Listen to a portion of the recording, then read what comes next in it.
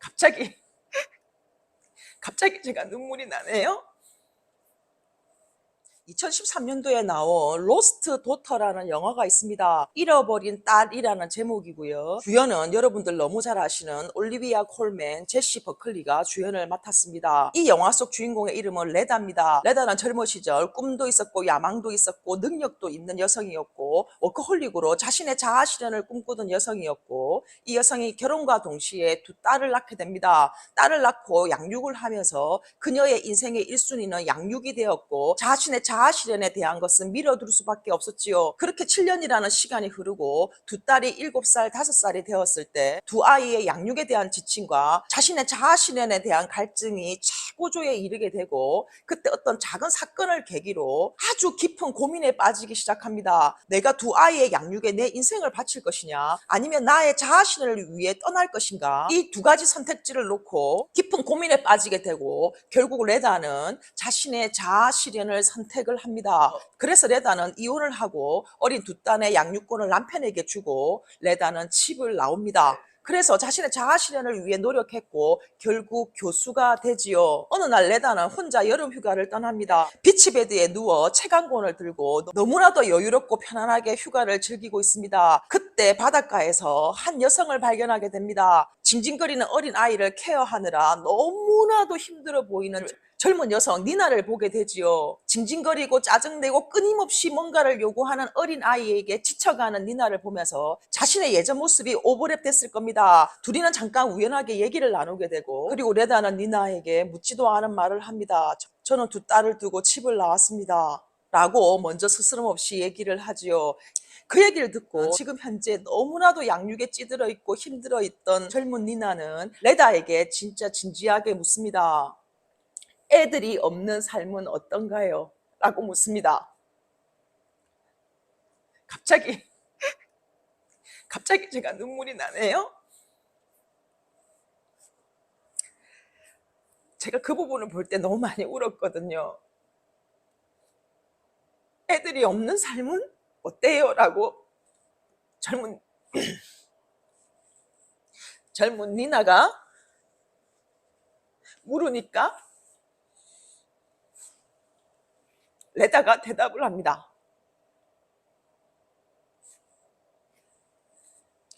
너무 좋았어요.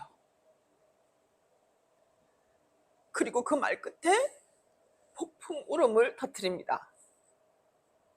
왜냐하면 너무 좋았다라는 말이 사실이었기 때문입니다. 애들이 없는 삶이 너무 편안했고 자유로웠고 너무 좋았다라는 말이, 그 마음이 생겼다라는 것에 아이들의 죄책감이 들었을 겁니다. 아, 내가 너무 좋았다라는 감정이 이른 것에 대한 아이들에 대한 미안함이었을 겁니다.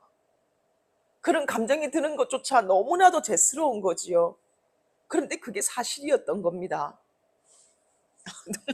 주책스럽게 눈물이 나네요. 왜 우리가 어린아이들 처음으로 어린이집 보낼 때 울면서 어린이집 들어가는 아이를 보면 너무 미안한데 들여보내고 돌아올 때 너무 좋잖아요.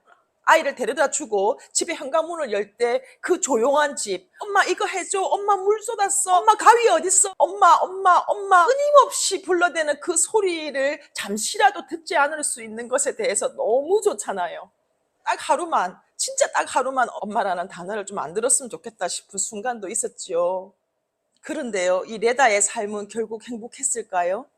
레다는 어떤 마음으로 남은 여생을 살아갔을까요? 영화의 결말은 직접 보시기 바라겠습니다. 이 영화가 던지는 메시지는 명확합니다. 엄마로 살아갈 것이냐, 여자로 살아갈 것이냐. 사실 가장 지혜로운 답은 엄마로도 여자로도 성공하는 것, 그것이 슈퍼우먼이겠지요. 그렇게 살아가시는 분들도 많으실 겁니다. 그런데 아주 거친 이분법적으로 너 엄마로 살아갈 거니 너 여자로 살아갈 거니를 선택해라고 한다면 저의 꼰대 같은 생각은 그렇습니다. 엄마로 살아갈 것을 선택해야 된다고 생각합니다. 왜? 아이들이 너무나도 미숙하기 때문입니다. 너무나도 미숙한 상태로 태어나고 적어도 20년은 그렇게 미숙한 상태에서 조금씩 성장해가며 20년이라는 시간이 필요하기 때문입니다. 오로지 나만 바라보고 있는 너무나도 어리고 미숙한 존재 자체입니다.